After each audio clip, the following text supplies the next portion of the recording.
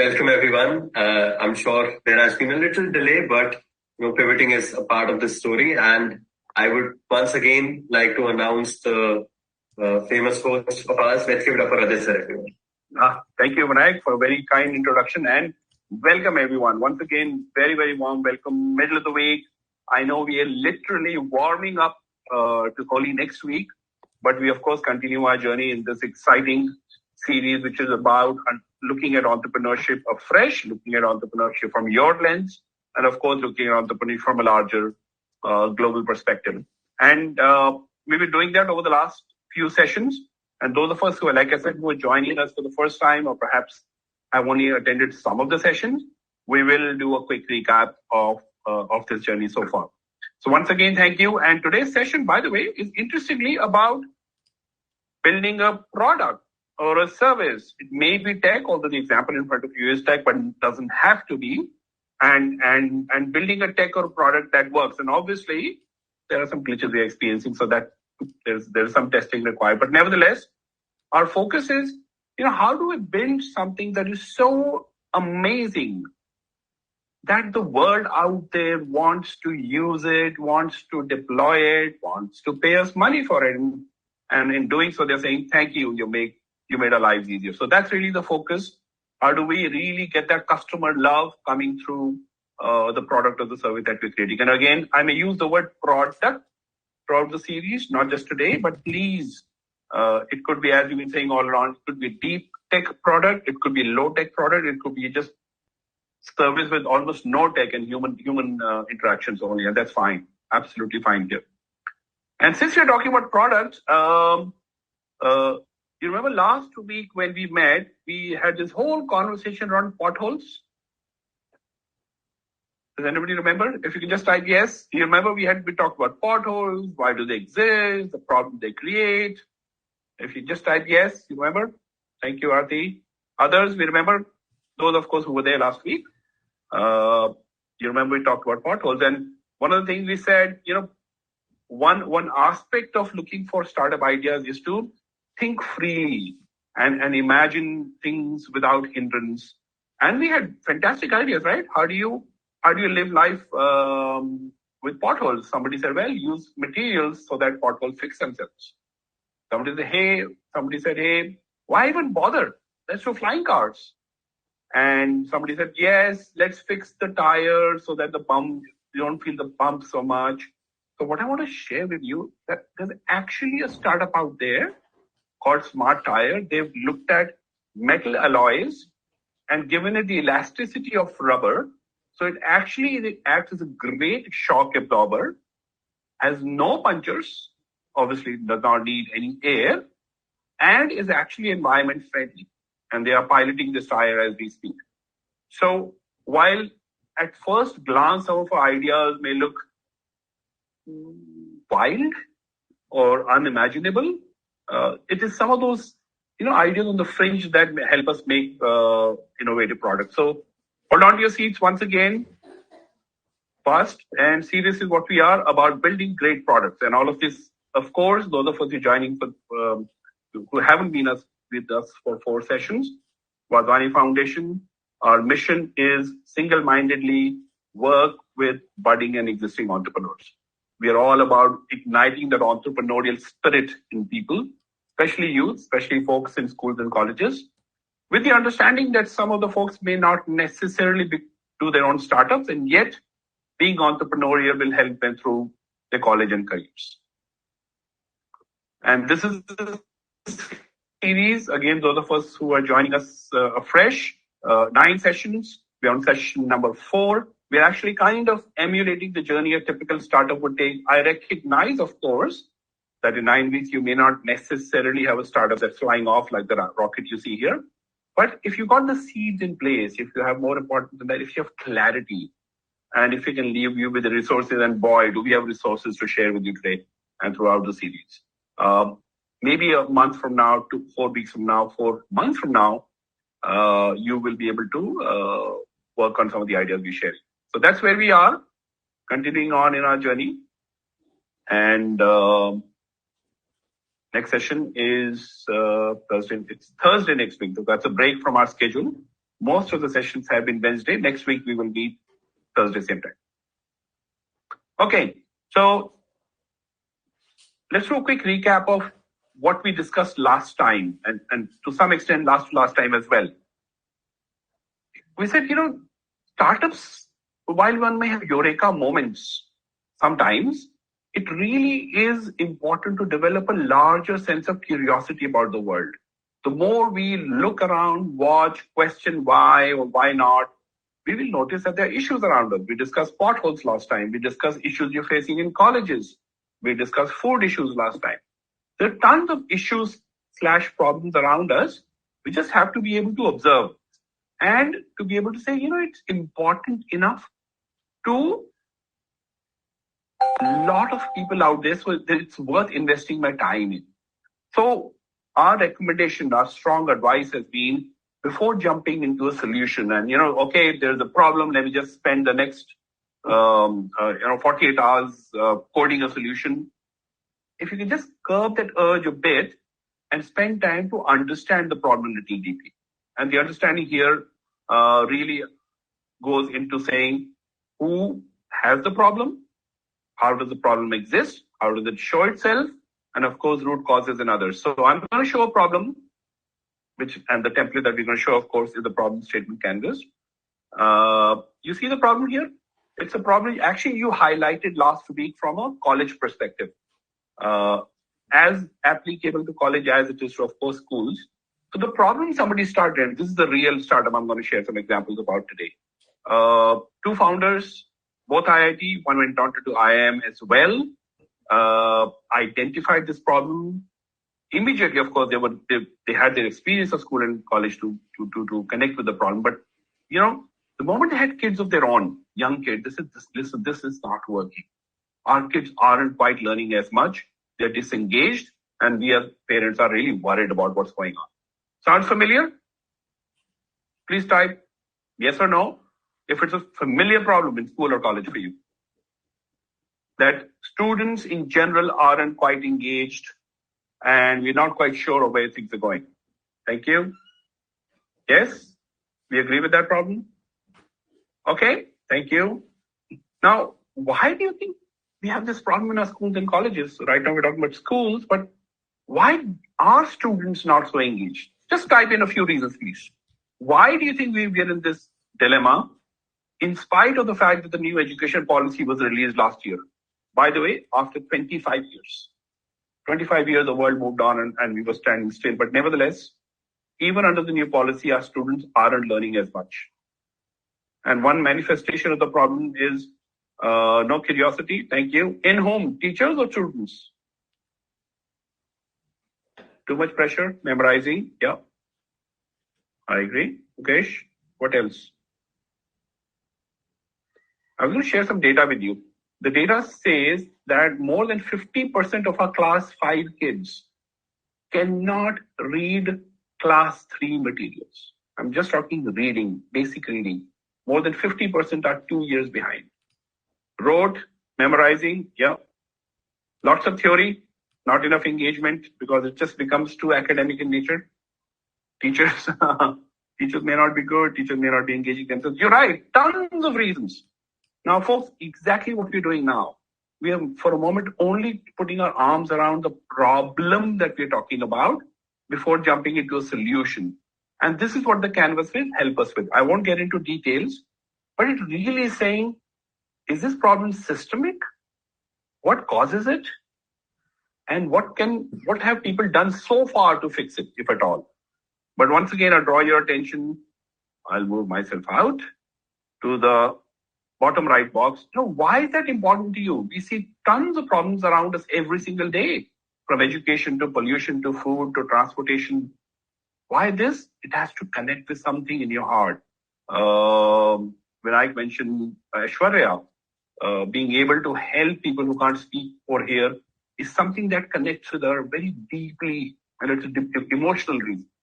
We heard Geeta 3 weeks ago, who saw her cousins go through a lot of pain because of their cancer diagnosis was inaccurate or late. So what about the problem resonates with us is what we discuss, and that's what gets captured. Now, folks, So in some of the screens, you will see on the bottom left, there's a little band that runs that says template. You can't quite see it perhaps. But all of these templates, tools, examples are on the platform, and we will give you a very detailed walkthrough of the same pretty soon.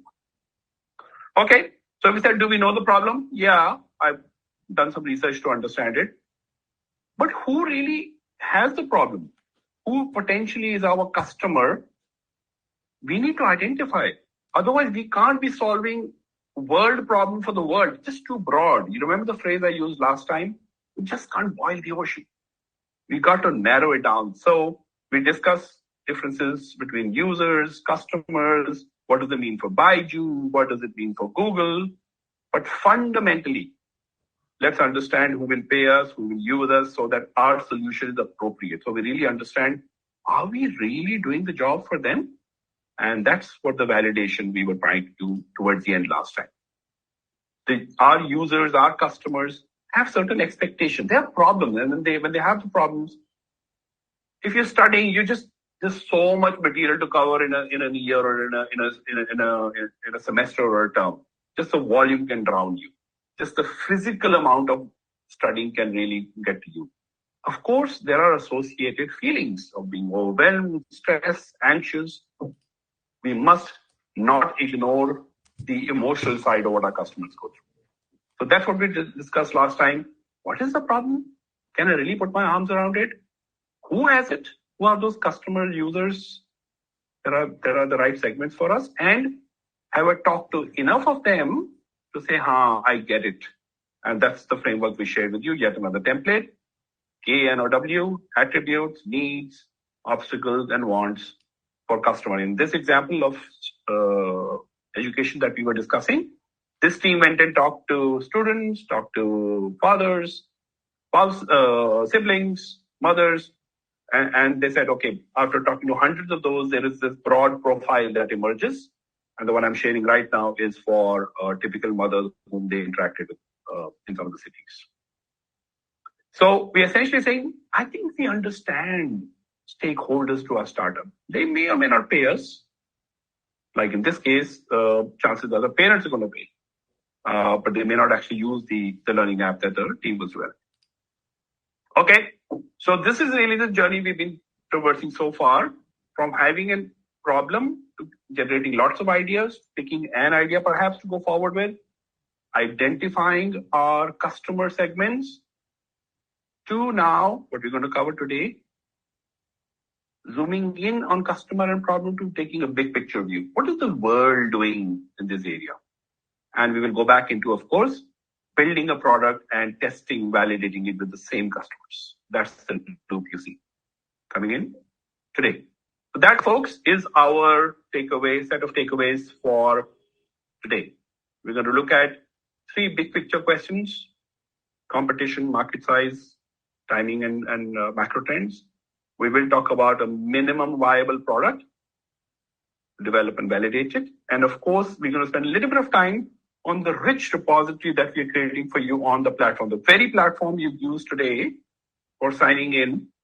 There are tools, templates, journals, videos, case studies, community on the platform that can help you in the journey. And we'll guide you through it today. As I said. Okay, let's hear some ideas from you. This is electric vehicles, if you haven't guessed already. Is the timing right to introduce electric vehicles in the world? What do you think? Yes, no, maybe. Please type. No? Yes? Okay. Yes? Okay, some more yeses. Thank you, Ashish, for being here. We're missing your comments. Surya, thank you. Yes? Mukesh is saying yes. Fuel price is increasing.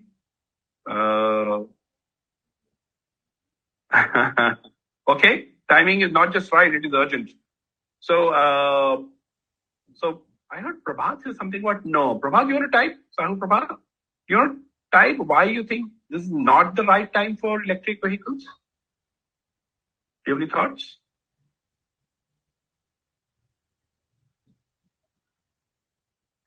Yeah, as fuel prices are increasing and, the war in Ukraine the focus on climate change, the new generation certainly is a lot more clued around issues and solutions that don't harm the planet. Okay, possibly. So timing is right, but we may not be ready for that revolution yet. Fair enough, and we will actually get to that. Yeah, you're right, absolutely right, Priti. Timing overall is right, but do we have the right infrastructure in place to actually harness? Not yet, we all know it. But broadly, is it the right time? I think so. For us to be having these conversations saying, okay, charging points are not enough and all the other issues. If I were to ask you a similar question, is it the right time to start yet another cryptocurrency? What do you think? If somebody were to come up and say, listen, the world needs more cryptocurrencies, what's your gut response? Again, there's a scientific way to do it. I'll talk about it. But what is your gut response? Oh, yeah, regulation is not supporting. We have the debacle, FTX was it? A lot of currencies not doing well. The trust on them has gone down. Regulations, of course, are largely to ensure public trust goes up. So, broadly speaking, EV space seems to be the space for us to work in. And cryptos, I don't know. Now, folks, I'm going to ask 3 questions. And let me put on my investor hat and tell you, in every presentation, we expect the founders to have the answers to these questions. So if you're preparing a pitch deck, if you've ever presented or you're making one to present sometime, please make sure these 3 slides are in. One, is the timing right? And to be honest, the question is actually rhetorical. Because if the timing is not right, you should not be working. What we're really looking at is not a yes, no, but some of the answers you were giving. That, policy is right, governments are promoting EVs, climate change is a real thing, fuel prices are high, yet on the ground infrastructure is weak, yet there are some cost issues of cars and charging infrastructure. That's the ecosystem level, industry level perspective we want to hear from the founders. Okay, but there's actually a way to do this. There's actually a structured way to do this, and that's template that you have with you. If you remember the problem we talked about, students in schools not learning? So this is actually the real startup that said we're going to look at the entire school curriculum with a lens around engagement and clarity on content. And we're going to use a lot of technology to make sure it is clear and engaging. So they actually started developing solutions around AR and VR around various subjects in school. And incidentally, I must share with you, while I'll be citing this startup, I can't name it because a big unicorn, again, I can't name, but I hope maybe you can guess. A big unicorn bought them. This is pre-COVID, so about 4 years ago. Yeah. But their idea was to solve the problem of disengaged students, poor learning, worried students, worried parents, curriculum not getting covered. And they said the timing is just right from both technology and economic perspective, as you will see in some of the answers they gave.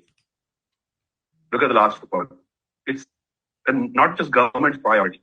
It is nation's priority to make sure our children are ready for the future. So trends are positive, but of course they were realistic and said, okay, there's certain things that can work against us. Things like expensive AR hardware.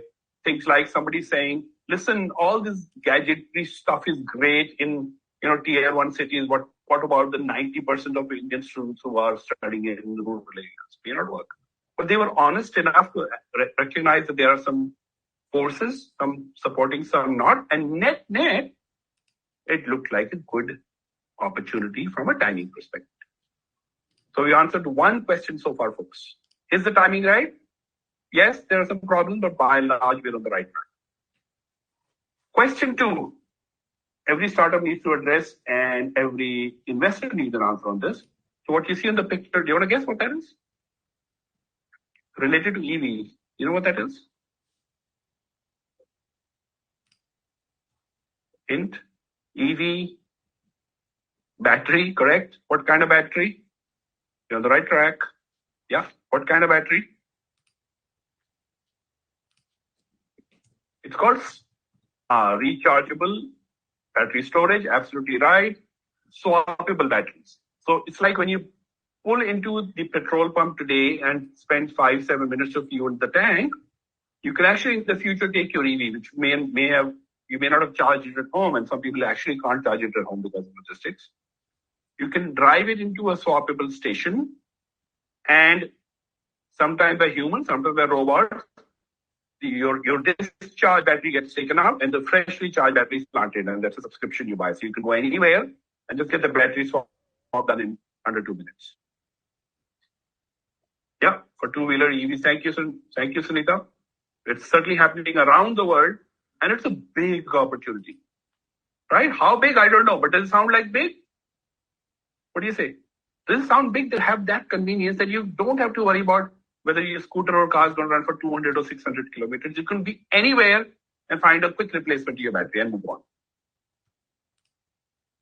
Sound big? Now we may not be able to put a number, but sound big-ish.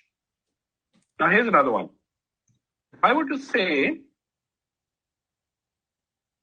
people during COVID started ordering medicines online, right? So the pharmacies of the world, the 1mgs, the Apollos, Healthifys, a lot of people got into this medicine delivery business, if you will. If somebody new wants to enter, do you think it's a big opportunity for them? Do you think starting another e-medicine startup doesn't make sense today? What do you say? Timing, opportunity, your thoughts? No? Why, Balaji? Why not? I would say yes, it's a $200 billion market. I don't know 200, but yeah, 50 odd billion I've been told. Yeah. Regulation issues are coming in, correct? So here's an interesting one. As an investor, some of the comments you're making are actually good ones. It's a big market. It's a big opportunity, part one. Part two, but there are already players established in this. How much of a pie I have for me? I don't know, but opportunity looks big. There's a big opportunity with an F. And there are regulation issues coming in. But how big is big? Small, medium, high is not good enough, no? Okay, let's take another one. Real example again. Now, of course, if you've seen on Amazon, etc., bamboo toothbrushes are very popular. Bamboo, a lot of things are popular, by the way, but bamboo toothbrushes, of course, because it's bamboo, zero plastic, more effective. Maybe the picture doesn't show it, but usually more ergonomic and appeals to a lot of people. And it's one of those household things that you use so much of. So if you were a startup making bamboo toothbrushes, how big is the opportunity? Now we're trying to quantify it, folks. High and medium low is good, but we got to take it forward. How many people do you think in the world use toothbrushes? Okay, what's the population of the world today? Please type. Okay, we'll see. 7 billion, 7-ish billion. Google it. And if you Google it, the answer is Chetan, a little bit more. Surya, a little bit more.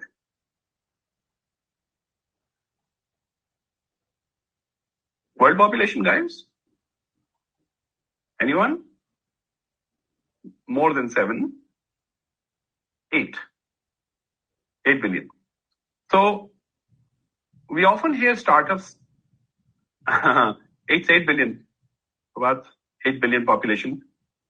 People, when they make up such kind of consumer products, high appeal, global 8 billion, India 1.3 billion people, the argument you often hear, listen, it's a huge target market. If I can get just 10%, sometimes they even say 1%, by the way. If we conquer 10% of the world market for bamboo toothbrushes, we are home, we are done, we are a unicorn many times over. Folks, I'm advising you can do intuitive scan of market size, high, medium, low this way, but that actually is a very dangerous way to analyze things. We'll tell you a little bit more scientific way of analyzing. Let's do this exercise together.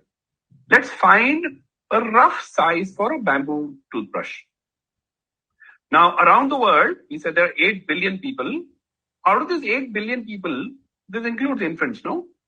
And maybe very elderly. How many do you think approximately will use toothbrush today? out of 8 billion, how many are using toothbrushes daily? 60%, little more maybe.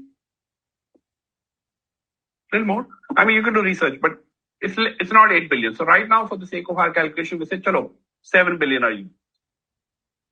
Now, if you can sell to these 7 billion people, and by the way, this is just number of so 7.5, 6.5, yeah, you are 75% in that range. Anyway, let's just take it as an illustration. These are number of people. Now, if you assume each person uses 4 such brushes in a year, retires one every 3 months, and each brush, for the sake of simplicity, it's much cheaper these days, is $1. Do the math. If you're able to capture the 7 billion people who use toothbrushes and say, hey, throw everything out. There is zero competition. You will use only my brushes. You're looking at a 28 billion market, dollars. That's super huge. Now, this is very theoretical, to be honest. A lot of things. First of all, the number has to be validated. 2, just because we have a new brush doesn't mean the whole world will use it, right? But the first number is if there were no constraints, if this were the only toothbrush on the planet, yes, you will have 7 billion users. But let's get a little realistic. And this is an actual conversation that we were having with the founders a few months ago. They said, listen, philosophically, I'm not going to sell it in China. I'm not going to sell it in Russia and a few other countries. Fair. And, even in the other countries, the Colgates of the world and the Sensodynes of the world are so well entrenched that, if I can get about 20% of the market, I'm good. So they cut down the overall market to about 5 billion and 20% was about $1 billion. They said, okay, sounds more realistic. 7 billion was if no other competition. Now we think there is competition. I will have access problems in China, Russia, selling this thing. So maybe 1 billion. Okay, so the next question is, how much can you really do realistically? And they said, okay, actually next couple of years, 2 to 3 years, we can only focus on India. And that too, not all of India, because it's a new product, younger people will be drawn towards it, probably more urban residents will come towards it. So if we can hit the top, tier 1 cities in India in the next 2 to 3 years and get about 20% odd customers there, I think we'll call it a success. So that was their very broad thinking. And folks, I'm using this example only as an illustration. The exact numbers will vary. From what looked like a 7 billion people, 28 billion opportunity, now it's looking more like a $50 million opportunity. I'm going to go off screen. So what we've done is started with a very ideal world of no competition, no substitutes, to more realistic by geography, by product, by competition, to how much can I really sell? The last one is not basis percentages. It is basis saying, do I have the wherewithal to produce so many brushes? Do I have a wherewithal to sell them? Selling could be online, selling could be through retailers, distributors. Can I really run the show? I can, but to a limited audience. And that, friends, is how they did their market sizing broadly. That also, friends, are these names you will hear. And a slide that is expected in every investor presentation. And these are not, they sound like names of people, to be honest. But let me demystify them. Some of the names the jargon can get to you. So the 7 billion is the first number. We said total addressable market, assuming no limitations. Nobody out there, just you. Sam, yeah, some restrictions, some constraints, some preferences also. And SOM really is, what can you do? What can you do with your product, given your team, marketing spend, CRM spend, inventory, production, all of that. Any questions? We're still not saying that your market is only worth 50 million, maybe in the near future. But once you do that, you learn, you of course can continue to grow and keep going up. So the focus here, remember, don't boil the ocean. It's there. And of course, you got to be a little ahead and move fast, but do something that is doable and you can learn and quickly scale up thereafter. Any questions while I show you yet another example of the same edtech startup that is offering solutions to schools with the AR/VR learning product. And if you notice again, how from an initial big number, I'll go off the screen so you can see it, from 1.4 billion TAM to a more realistic 36 million market is what they were trying to shoot for. Questions, comments? There is that funneling effect. Be realistic in what you can do while keeping a sense of the larger opportunity that lies ahead. Question number 2. Third question. Again, definitely a slide in every presentation. I'm going to show you a couple of real slides as well from real pitches I've sat in. Who is competition? How do you define competition? Anyone? How do you define competition? Please type.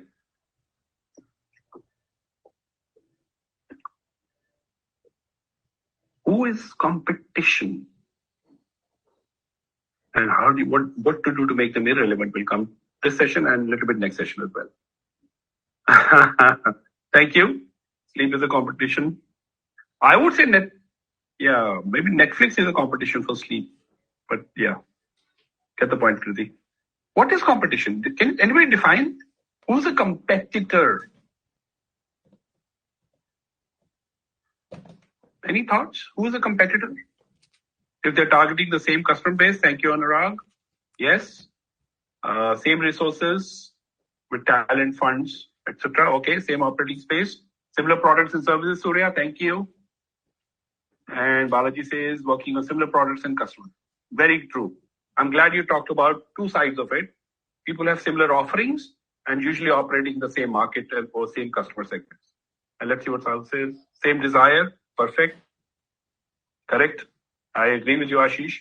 And that's the nature of the game here, right? The more the competitors, better the overall market is. That's the whole spirit in the group. Okay. So again, the question every investor will ask you, who's competition? Let me tell you, folks. Answer.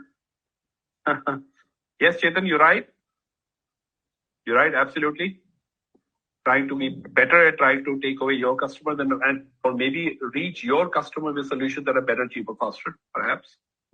Although today, in today's world, by the way, where there's competition, not just for customers, for talent, people often call companies who are poaching their team members as competition.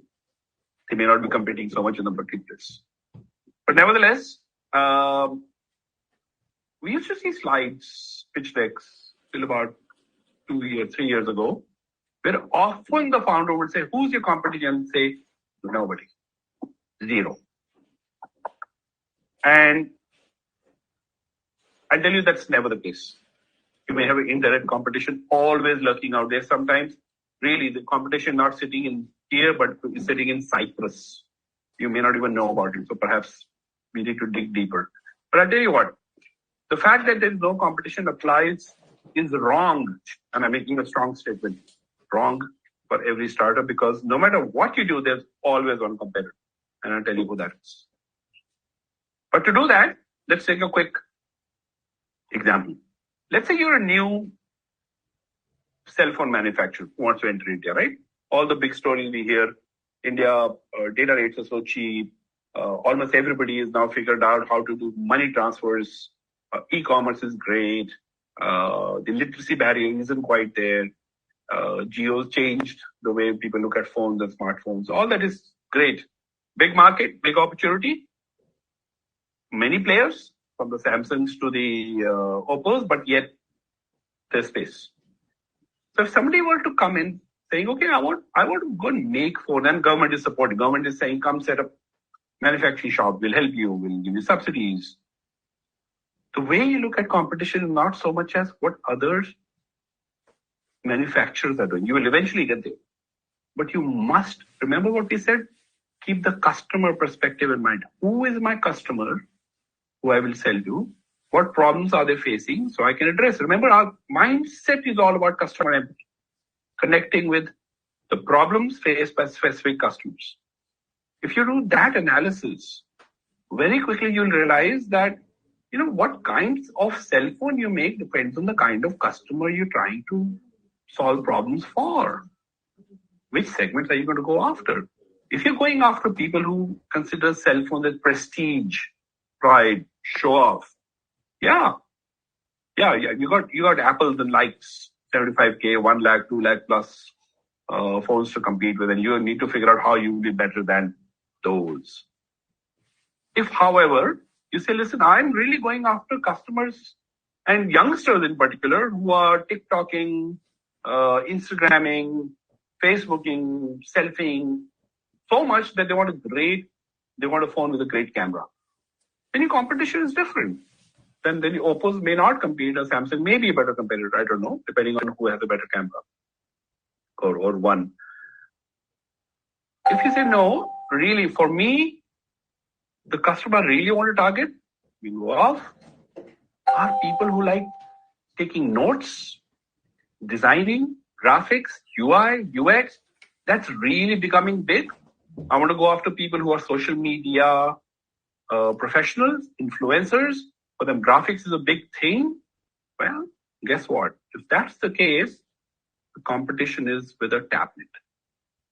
So the point I'm making is, who you go after, not go after my sound bite, who your customer is. And again, if you've done a good job of understanding their latent and explicit needs, that defines your competition. Not necessarily because Samsung is the biggest player, hence they're my competition, may or may not be, depending on the space.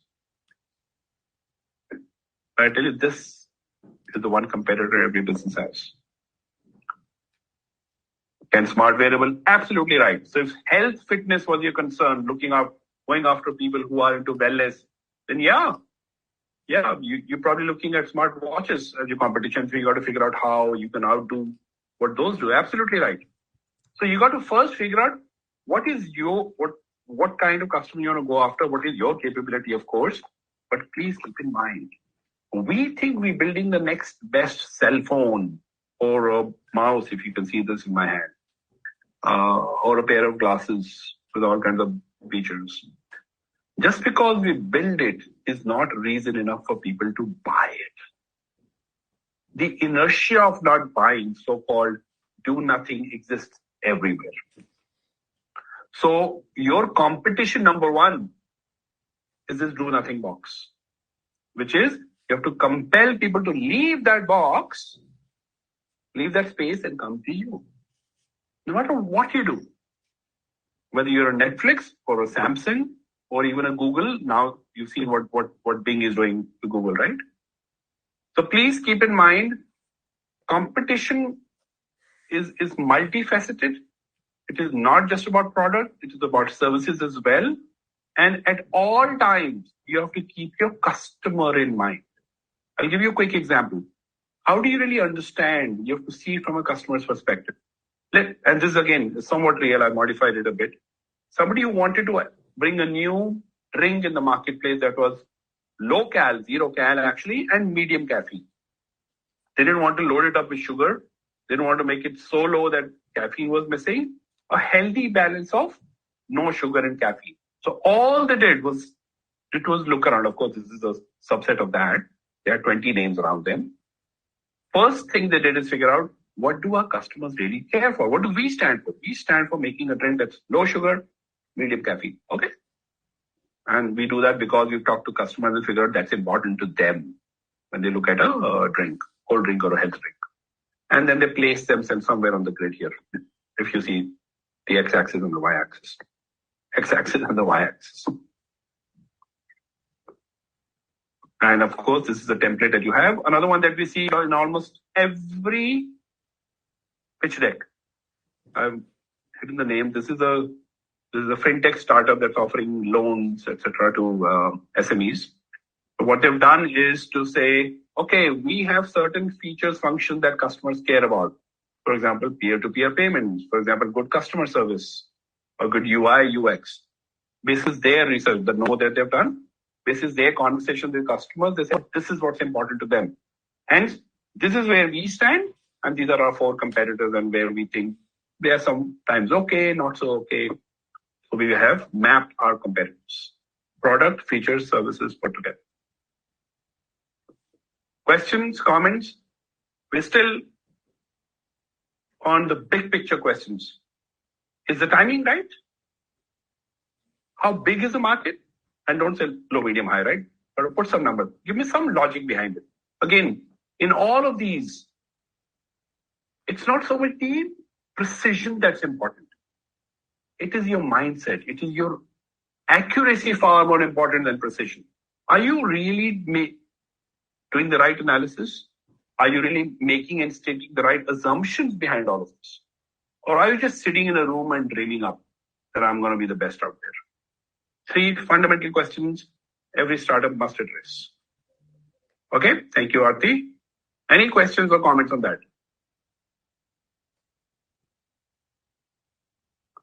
So where are we in this journey? So we said there are customers we've identified, segments. We want to talk to them. We said, okay, yeah, the problem I see in students is not just what I experience or my friends experience or my family experience. I've talked to 100 parents and it's a real thing. And then I've gone and mapped my competitors in the edtech space, the trends and the sizing. Now I'm actually ready to develop the product. Now here's an interesting one. Just because you had an idea, the usual tendency, as I said earlier, is to start developing the product. I have an idea, let me write code. I have an idea, I don't know coding, but yeah, I can do it in Bubble right away. But there's a way to do it. Yes, there is place in life for paper napkin designs and prototypes. We'll talk about this. But we're going to talk about this thing called minimum viable product. MVP. It could also be a most valuable player, those of us who follow this. What do you think it means? Anyone?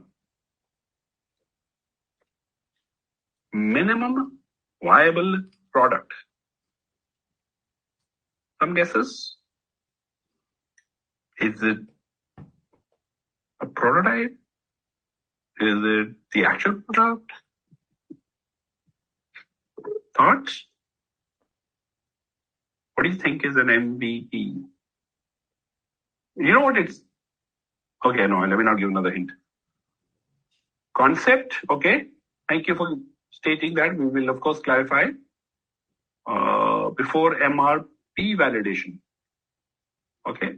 Market validation, MRP pricing validation. Ashish, we got to understand that a little bit more. Probably pricing validation is what you're referring to. Another hint. Prototype, concept, something that looks like the real thing. Okay, that's the biggest hint I can give you. You're on the right track. So, you're on the right track. It is a prototype and then some. So, a minimal viable product is something which is an early version of your product, Sudhanshu, thank you, which meets the requirements that we've been talking to customers about, right? We did all that work talking to 200 parents, 400 kids, figure out, array, what do you want to learn? How do you want to learn sciences? How do you want to learn languages? How is this AR, VR gadget cool? Whatever. We just figured out, try to figure out what will keep them engaged. So something that we can develop and take to our customers.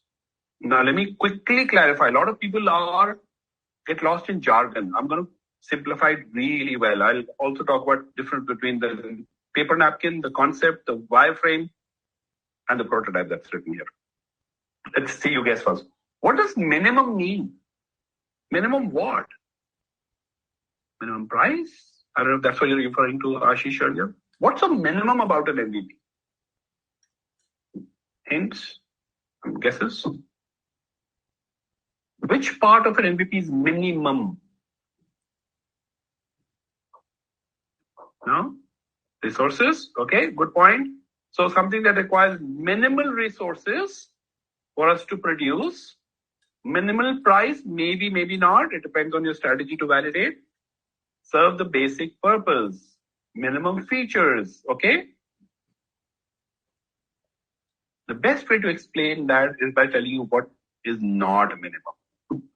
So minimum doesn't mean, let's say you're building a car that is autonomous. By definition, 4 wheels, autonomous. Okay, it might look fancier than the car here. I get it. If you're building an autonomous car, then you can't first have a device that runs on 1 wheel or 2 wheels and say, okay, I'm testing it, because you're far away from what you're trying to do. Wait, your product that you build and it should be testable should be minimally be able to do the job that's expected of. This is not an example of minimum. It is way too minimum. It should meet minimum requirements of what you started out with. If your vision was to build an autonomous car, this is not minimum. If your vision was autonomous 2-wheeler vehicles, maybe the step number 2 was okay and then something else after. Okay? What does viable mean? What is viable in general? Something that's viable is what?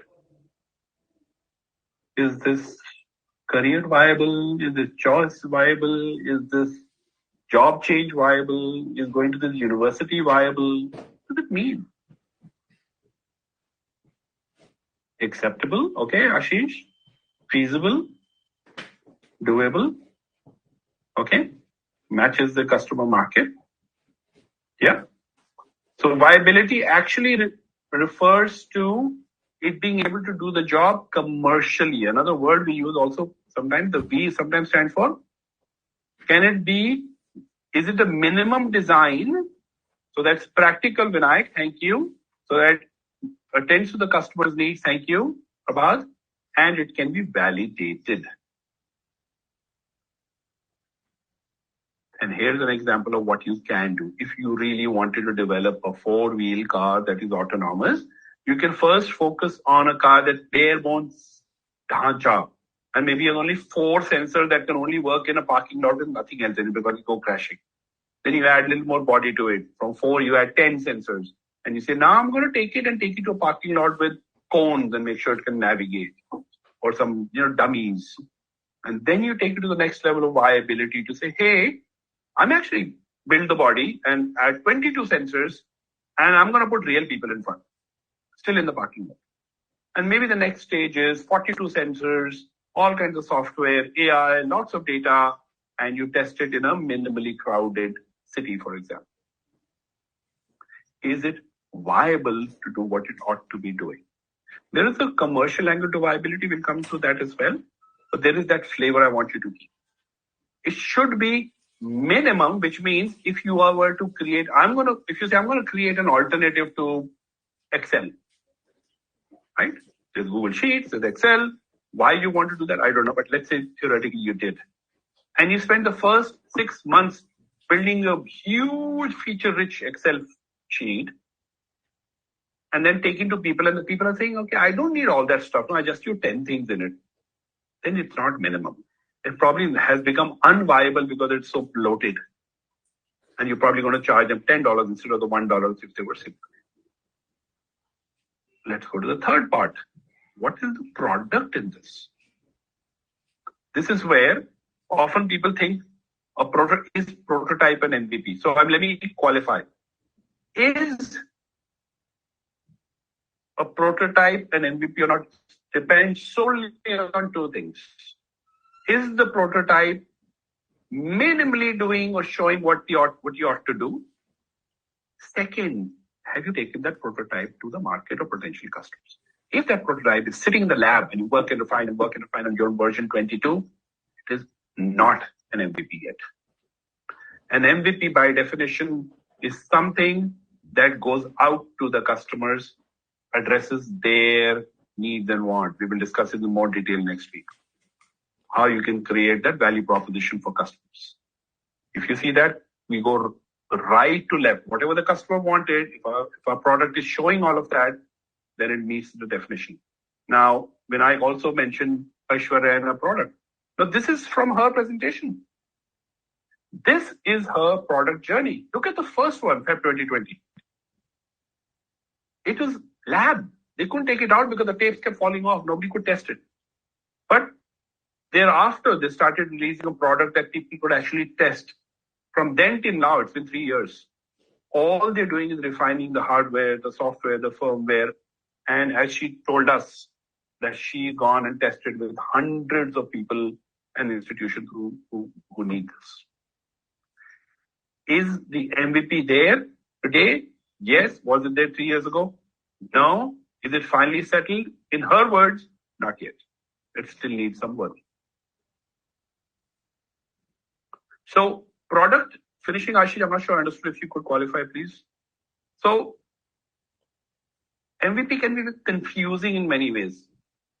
Let me give a very simple definition of what an MVP is and what it isn't.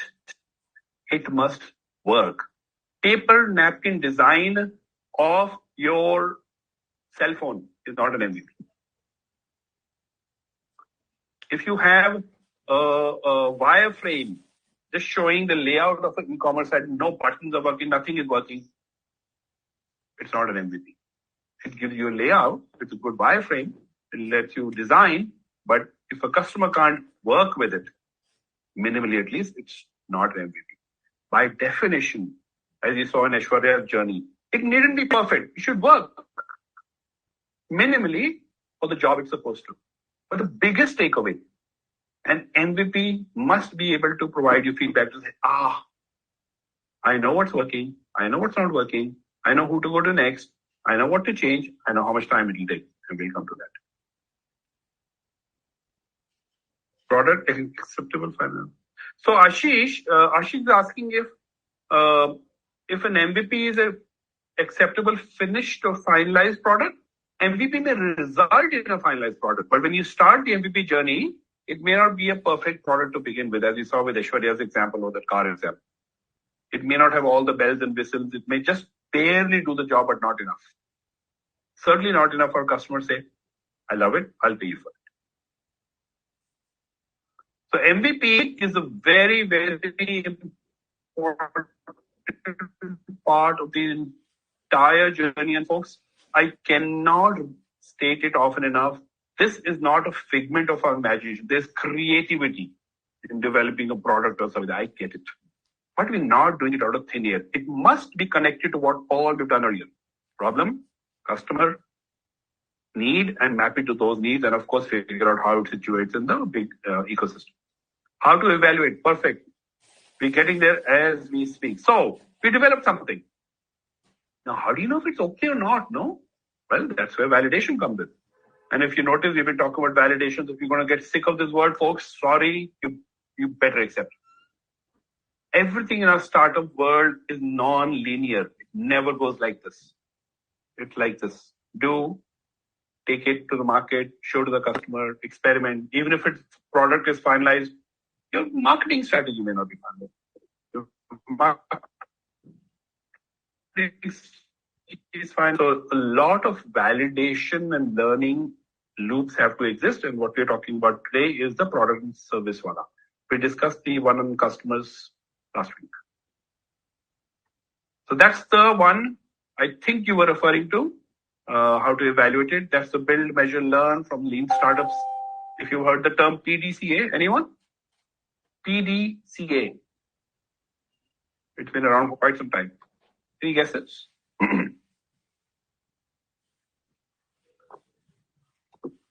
It's related to this term called build, measure, learn. Plan, do, check, act. That's how you keep moving. We're not moving in a tearing hurry without reflecting, collecting data and collecting qualitative. We do, measure, go. Thank you, Aarti. Okay, so big thing about creating something like an MVP. This is what Aishwarya was doing. Actually, let me take her journey. She kept developing in the lab. She kept taking it to the market, bringing the lessons back in and saying, okay, quality, features, etc. What's working, what's not working. So the first thing before you can do an MVP really, before you develop, you have to have a clarity of what are the must-have features. And you can't, like I said, boil the ocean. Pick a few that make sense the most to your customers. And of course, you need to have skills and resources to develop. Often founders will ask me, I'm solo. There's a high-tech product. I know coding, but I can do front end, but I don't have AI skills. How will I ever develop an MVP? Well, this is a good time for you to pause and say, what kind of capabilities do I need? And is there really a room for co-founder? Again, we have a session coming up, but folks, although the sessions are running sequentially, some of the challenges you face will be concurrent. So this is the checklist. Make sure you're clear of who you're building it for, the customer, what problem you're solving, and what is that minimum set that will get you the feedback that you need. And of course, you have to take it out there. So you have to actually figure out specific people you will take it to and specific questions you will ask. And again, folks, I won't get into detail, but all of this is in a template. How do you select people? How do you plan validation? What questions to ask? Why is will you buy it now a bad question? Why is do you love it? Yes or no? Bad question. What are good questions? All of that is right there. But you must prepare validation of the thing. Do you love it? Well, the other mistake we often make is we don't ask this question for potential customers. We often go to family and friends who by and large would say, yeah, great. We want to go to our toughest customers first. So ask the question, set it up, which will help you conduct those MVP interviews. Now, not everything, to be honest, is an interview per se. Sometimes you talk, sometimes you observe, sometimes you do video recording. But the bottom line, you want to be there as a founder. Don't also outsource it. You want to be there when your customer engages with your product. When they log into your website and say, okay, you're going to help me find jobs as an intern. I'm taking an example. This is how you put up your profile. This is how you put up your video profile, if you will. This is how you highlight your things. Or if you want to have somebody who's going to use a brand new mouse you built, they're using the mouse to do whatever they want to do, and you're just watching them. Is the mouse easy to grasp? Is it moving fast? Is it clicking with the granularity you want? So MVP observation / interviews are vital. Again, we have tons of guidance on this, folks. Bottom line, when you do it with enough people, and again, don't just do it with friends and family. Go to your hardest potential customers. When you do that, you will collect tons of data, and I'll tell you how you can actually consolidate. This is just an example. You will not just collect data on the product experience. Was the mouse good? Was the login successful? Was the video call okay? Did the VR set work? Of course, you will get that feedback. But you will also get feedback on the body language of your customers. Did they like it? Were they reluctant? Did they look confused? Did they look disinterested? They were doing it because, you asked them to do it. And very, very important, even though we say it is product validation, actually you're validating the startup on multiple dimensions. We look at the stuff at the bottom. You're also validating, listen, how easy will this be to sell? Because listen, to validate, I've had to struggle to find these customers. If you're struggling to find potential customers to validate with, you're probably going to struggle to market as well. Maybe I'm not saying it's tough. I'm saying it will give you some insights on channels, on pricing, perhaps, on competition.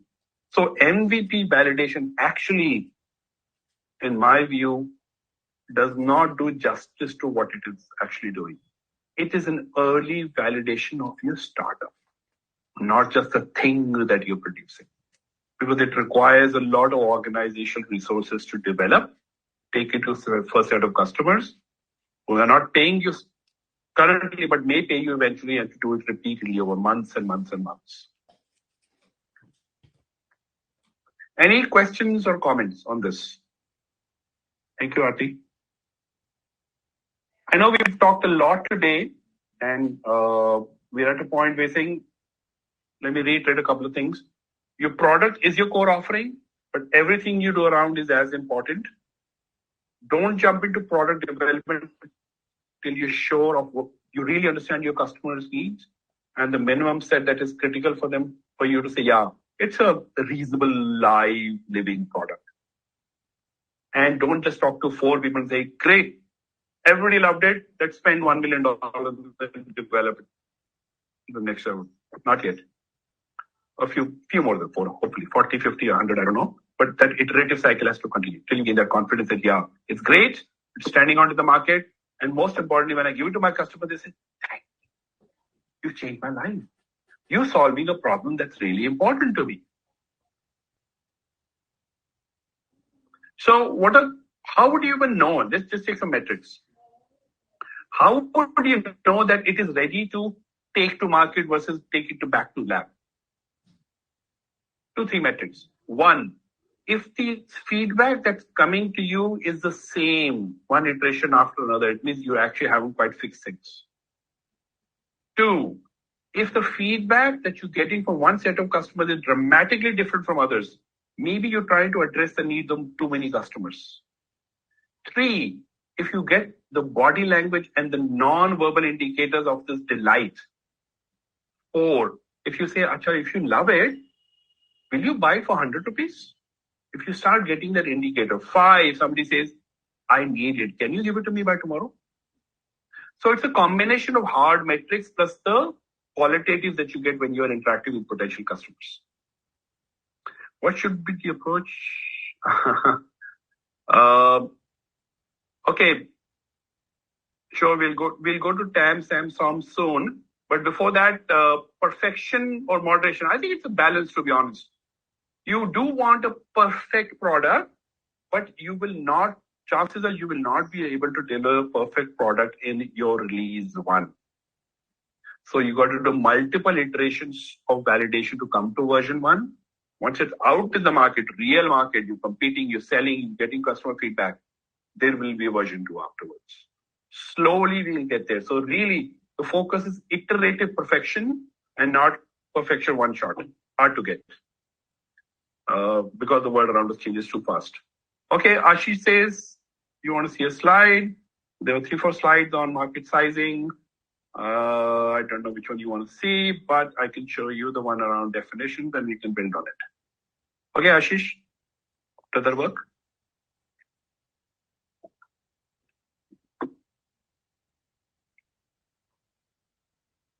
Ashish, or you want to see that quick example?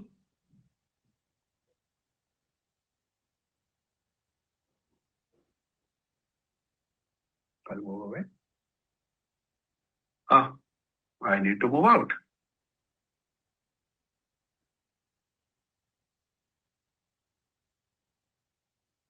Okay, so like I said, the concepts are many here, but more than concept, honestly, it's what you do with them. So my strong recommendation is to spend time absorbing the concept, but more importantly, trying to implement it in your own context. And to help you in that transition, I kind of understand, but I need to know more. There's materials, case studies, articles, write-ups. I figured it out. Now I need to apply it to my startup. There's templates out there. I applied it. I don't know if I did a good job. Can somebody check? We have mentors there on the platform for you.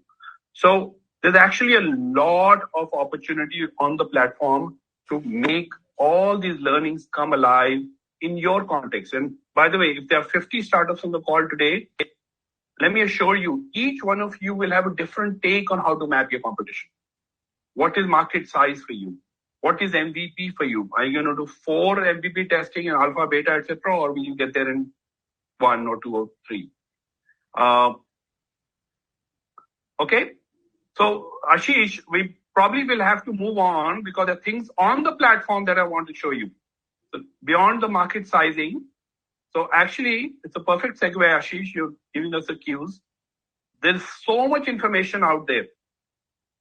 Even how to conduct a good, as I said, an MVP interview and a bad MVP interview. Really, you can do it.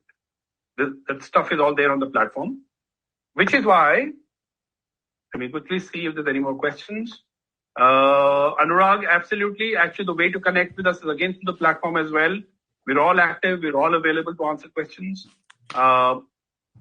This is the platform. This is what you use today to sign in into the session with. It has all the templates we discussed today, from market timing to SAM, DAM SAM to MVP to what we discussed last week. which was the customer persona and the problem statement canvas. All of those are available with examples as templates. And more importantly, we want you to learn by reflection as well. As much as we are doing an engagement and all the resources are available on the platform, making a note of what you're learning, what you know, what you don't know perhaps, and what you want to know. Some of the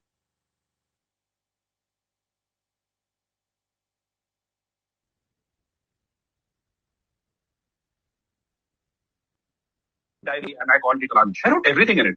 What I need to do, what is the problem, what is the solution, niche customers, good feedback from customers, bad feedback from customers, what my struggles were. It helped those days, but it actually helped a lot more afterwards as I'm trying to map out that journey. So we strongly encourage that you do this writing. In fact, we're going to make sure you do some of it today together as a group. That journal also is available on our platform. But I actually can't do justice to the platform because there's so much out there. So I'm going to take a quick scan and see if there's any questions. Okay, thank you. Including the recording of the session, Ashish is available. Okay, so if the timing is good, I would like to invite my colleague Gagandeep to walk us through the features of what platform has the rich repository, plus spend just a few minutes taking us through some journal questionnaire today. All of this because we believe there's an opportunity for us to see. Okay, we actually going to do a little bit of this. I'll set the context when Gagandeep takes us here. But for now, I'm going to pause and let Gagandeep come in. Thank you, Ajay. Thank you. Good evening, everyone. Great to have all of you here. So I'm going to take you step by step over to how to work on the journal that we have on the platform. But before we begin, just want to get a quick sense of how many of you are joining in from your laptops today. Can you add it into the chat? Just, maybe take 10 seconds. Add how many of you are uploading. Yeah, just say mobile or laptop. Just type. Okay. 1, 2. Me means mobile. Laptop, I believe. Okay. Laptop. Okay. Okay. While we're waiting, let me also mention, while this program is running and we offered all kinds of support, besides the support, which is, digital and physical, we will offer certificates of completion as well. And completion is not just attending, folks, not just logging in. It is participation. It is engagement during the session, plus making sure you spend time on the platform to document your own journey. So journal writing is one such activity, if done well and if done at all, will make you eligible for the certificate at the end of the series. Thank you. Great, thank you. And how many of you are on mobile? Quick show of your comments. Just type in mobile if you're logging in from mobile.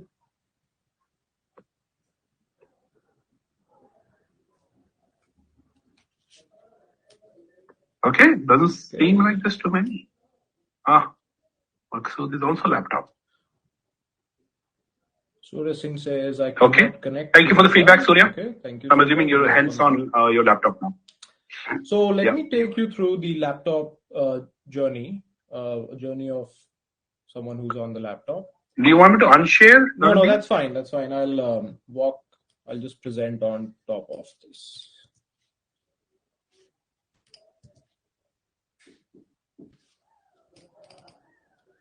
So if you're on your laptops, please don't close the window that you're currently on. Open a new tab on the browser and type in the URL I'm typing here, community.wfglobal.org, which is the platform URL. And you should reach the main landing page. Just leave your live stream window on in one of the tabs, go to a new tab, type in community.wfglobal.org, and you should reach this page. And because they're already logged in, they should not have any login step. Correct. You should directly land onto this page. If not, just go to Academy. Within that, click on WEN Think Startup Cohort 001. Okay, quick type in the chat if you've been able to open this window. Please just say yes if you're able to open this another tab, the community wfglobal.org. Anyone facing issues so far? Say.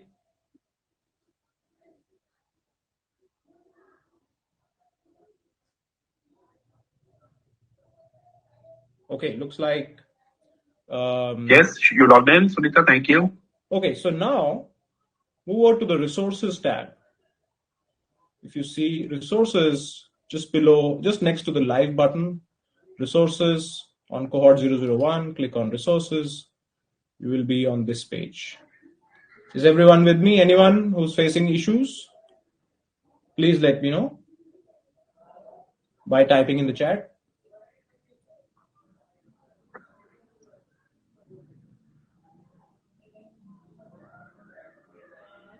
Okay. So here you will find that there are a number of pages that have been added. First section is series overview. Section after that is my journal. Within that, you will find a separate page for each of the sessions that we have had. Today, we'll be looking at session 4 and we'll start to work on its journal. So I want everybody to click on my journal session 4, building a product or service that customers love. So we'll click on this and a page like this should open for all of you. Let me know if you're facing any issues so far. If there's any issue, you can just type stop in the chat and we'll try to address your Just question. say I'm facing an issue or please wait and I'll go slow. You only have to do these steps once and you will be sorted for all the upcoming sessions with Vadwani Foundation and Mr. Ajay Batra forever. So we need to do this just once. Okay, so moving on. So as you can see, there is a form which is asking you to sign in. Now, why is that important? If you sign in once, we'll be able to collate all your journals into a very beautiful presentation at the end of the series and send it to you for your record keeping so that you know all the work that you put in is with you. All that will be tied to your email account. So in order to get started with that, I want you to click on the blue button over here. And it should open a new window.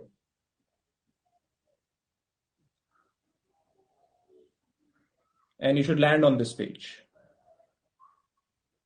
This is just a one step exercise. We'll do it once, and every time you're filling up a journal in the future, you won't have to repeat all these steps. You'll be signed in automatically on your browser. Okay, Ashish is saying, wow, great. Anyone who's not reached this page and wants me to repeat, please let me know in the chat.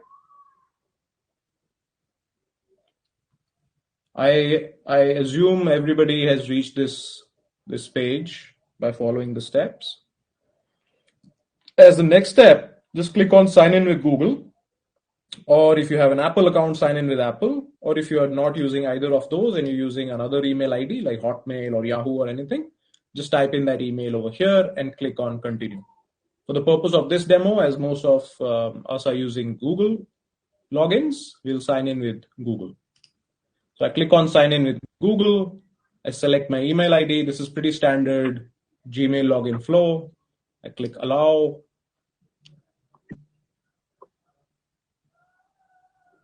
And I get this message.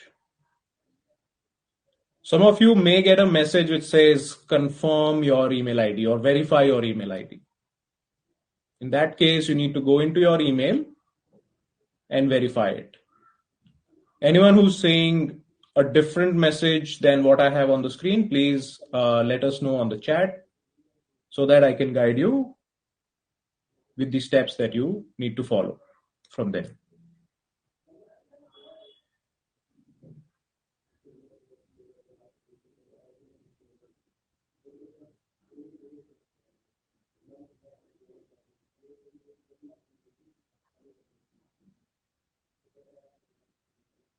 Okay.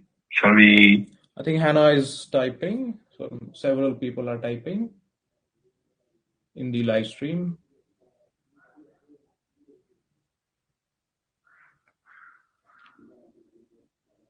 Okay. You can just send a short message saying wait or stop so that we know you're facing an issue. Otherwise, we can move on if this is a overall feedback that you're trying to provide. Okay, so folks who have reached this page, it means you are signed in into Airtable for the foreseeable future. Okay, great. So that's the question I was looking for. After that, what to do? You go back to the previous tab where you had this page, and you just have to refresh this page once. So refresh your platform page, and you should be able to see the form embedded over here. In case you're not able to see it, there is a link in red on top, which you can click to open it in a new window.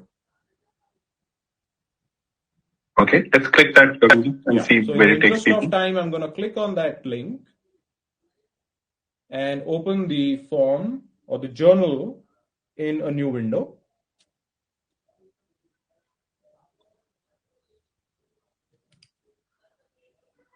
My network is a little slow today. So you should reach this page now. Your email ID has automatically been added at the top. For all the upcoming sessions, please use the same email ID that you have logged in with today so that all your responses are captured and associated with the same ID. This is the journal for today. Correct. So Gagandeep, if I may just give a quick context for this. So Gagandeep is walking us through the journal for session 4. Obviously, there are similar journals for session 1, 2, 3, just as there are resources and recordings for all the sessions. We would all like to do this one today. Now, this is very, very interesting entrepreneurial style quiz. And as you will see from the questions, they're not just about starting up, but figuring out the way really you tackle various initiatives and projects in life. So you will see the term here when you start a new project. Project, of course, very well could be a new startup. Project could actually be an internship you're taking between your semesters. A project could be a final year tech development that you're doing. A project could be a personal project of redecorating something or refurbishing something at home. So really, a project can be super technical. A project may be getting the community together in your locality to, let's say, take care of garbage situation. So please interpret project little loosely. In this context, sure, put on the lens of a startup and think through it. The findings are amazing. Now, our promise to you is that you won't get the results right away, but we'll keep filling this form every few sessions. By the end of the series, we will, of course, share your profile with you, and you will realize that there are so many dimensions in which we accomplish things, and you will also get to understand which particular dimension is your superpower and what you can do with it. So very interesting, very, very powerful, and very private to you. In fact, everything you do on the platform in your account is you are the only person privy to it. Of course, when you communicate with others in the community platform, that's shared by others, but your space is very, very private on the platform. Okay, so shall we actually do this together?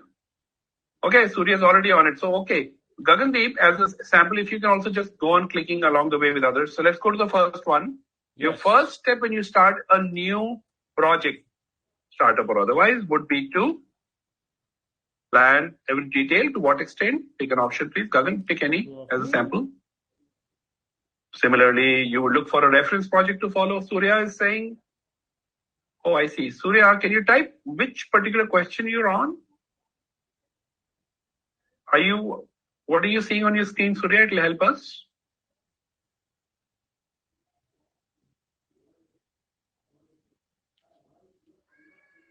So if you keep scrolling, Please remember, all these sub-questions are in the context of you starting a new project. Surya, you need to click on My Journal Session 4 under the My Journal heading or My Journal section. Under resources. Under resources. So My Journal Session 4. You might have clicked on another session's journal.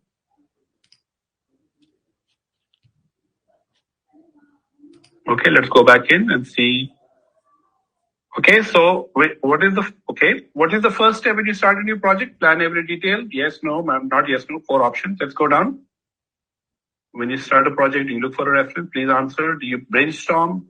Please answer, and so on and so forth. Gagan, keep answering, please. So we also know how long it's going to take. Again, the question is changed. Which is most important for your project to succeed? There are many subheadings you'll see. Following a process. Click something there, Gagan. Figuring out if it's the right opportunity. Most unique idea. Having the right people.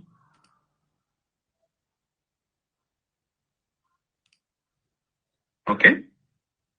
And then in the context of a team project, and like I said, this team could be any small, medium, large, but you have to answer from your perspective. What is your strength? Planning and executing, whatever that level is. Adapting ideas and new opportunities. Thinking imaginatively. And folks, no right or wrong answer, right? This is very private to you. The more realistic you are in this survey, better will be the mirror that we bring to you in a few weeks' time. And then the last. Gagan, can you see if folks have clicked the submit? Do you have any entries coming in? Yes, I see Sunita has submitted and Manas has submitted. And now if I submit. Okay, Ashish is asking not done after sign in. Not sure I understand that. So after you sign in onto the platform, you have to go to resources.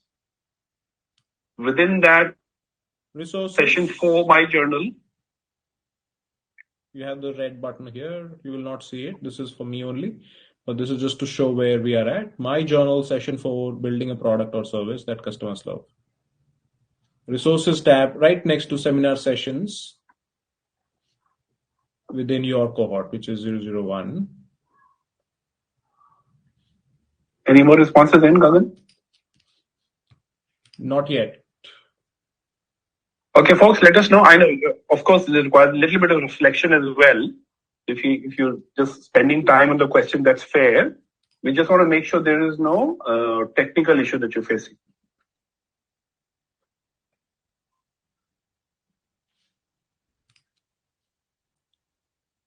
Ashish, are you on this page? On Vadwani Community, WEN Think Startup Cohort 001?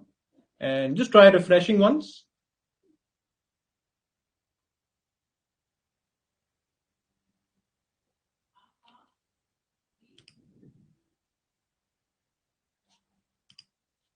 After refreshing, you should be able to see a screen like this with the form embedded over here. If you're unable to see it, you can click on this red click button also. And you reach this page from your Resources tab by clicking on My Journal Session 4. My Journal Session 4 under the Resources tab. Let me add the link of this in the chat box for you to easily open.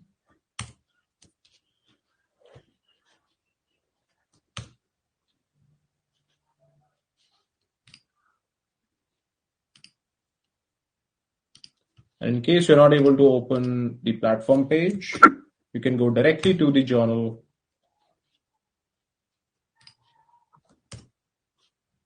form. And for the others, once you're done, just type done, please, so we'll know. Okay, so we have Vinayak who submitted, Dhruv has submitted. Okay, Surya, can you elaborate on that, please? Is it not taking inputs? Are you even able to open the form? What is the issue?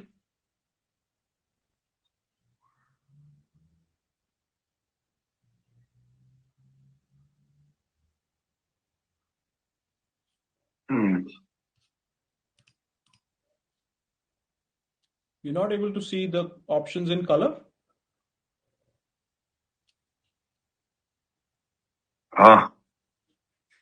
Okay. We may have just debugged that problem. It works only on Chrome, right, Govind? I'm using Firefox. It works on Chrome, Firefox, and Edge. He's on Safari. Yes. So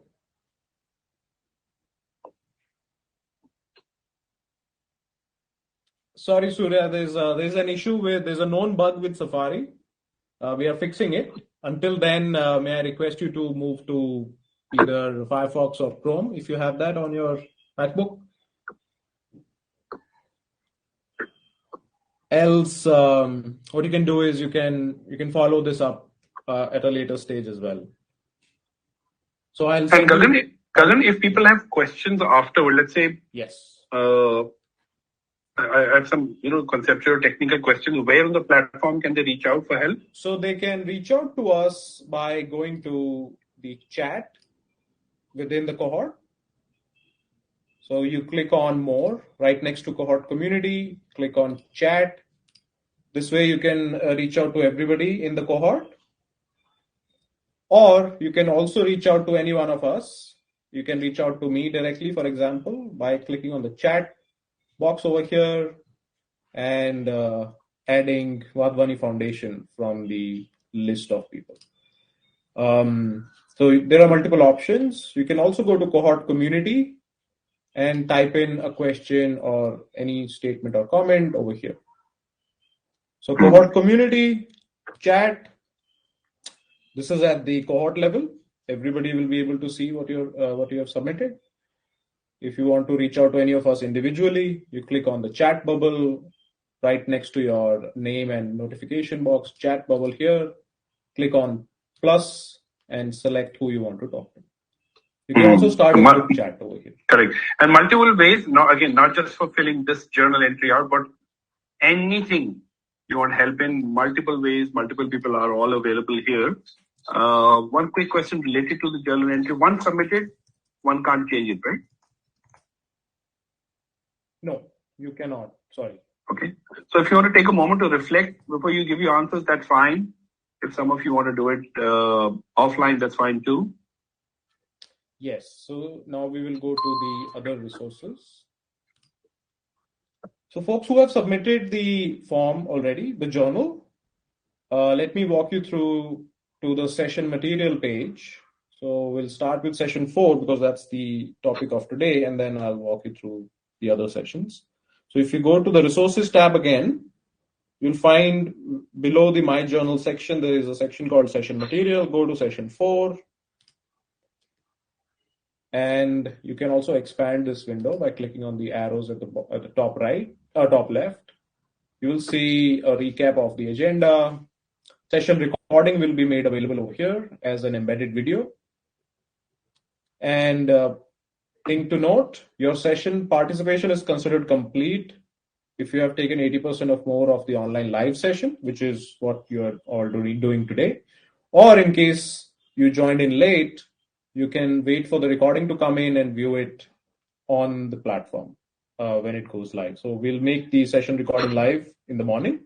So you'll be able to view it in case you joined late. You can also see a quick recap. Over here, there's a nice slide that has been added.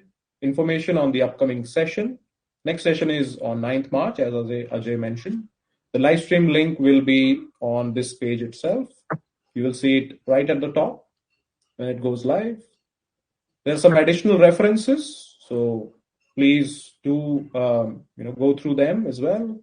Some templates, as Ajay explained, on TAM, SAM, SOM, MVP, and there's a nice caselet of how Ankur Agarwal built his MVP.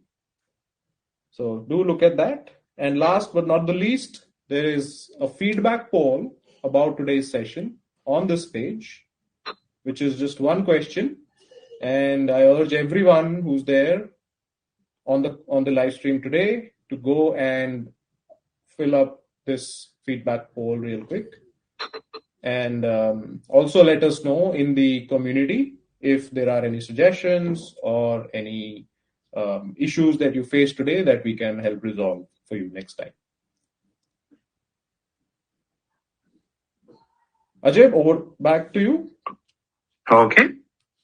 Thank you. And let's see if my presentation is back on. Perfect. Thank you, Gagandeep.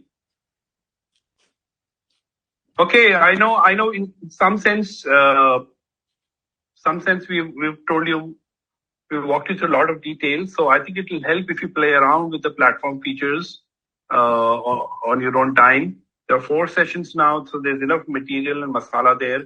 We strongly urge you to go back to session 1, and they're very basic, simple questions that trigger the journaling. Journaling can be free flow, but we've added a few triggers along the way. So please go back, spend time, and make entries at some of these places. What we want to do, of course, is bring the session together. Like I said, happy to take questions either right now during the session or through the chat Q&A feature on the platform itself. But really, the big message that we are starting with, not just in today's session, throughout the journey, is that the whole startup journey is about pivoting, learning, iterations. Let's not think that we found that $1 billion idea in the first shot. Maybe you did, but chances are very rare. Develop something, put some heart and soul into it, take it to the market. The final judge, folks, is the market. Final judge is a customer who's willing or not willing to pay. They may love the product at time, but may have serious issues in dispensing money out of their wallet. So keep that channel open, get lots of feedback. We've discussed in the previous weeks how we kind of keep our ideas close to our chest. As you start to make your idea real, through MVP, even prototypes internally, you got to share. You got to share so that feedback comes in that helps make things even better as you go along. And don't forget, lab work is great. Staying up at night in the dorms is fantastic.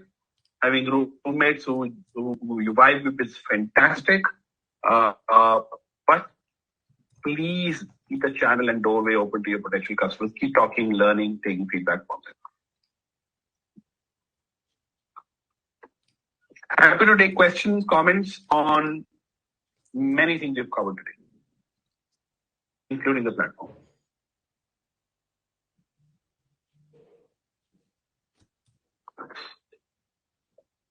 And this is the kind of result you'll get, folks, by the end of the series if you keep answering those questions in the journal.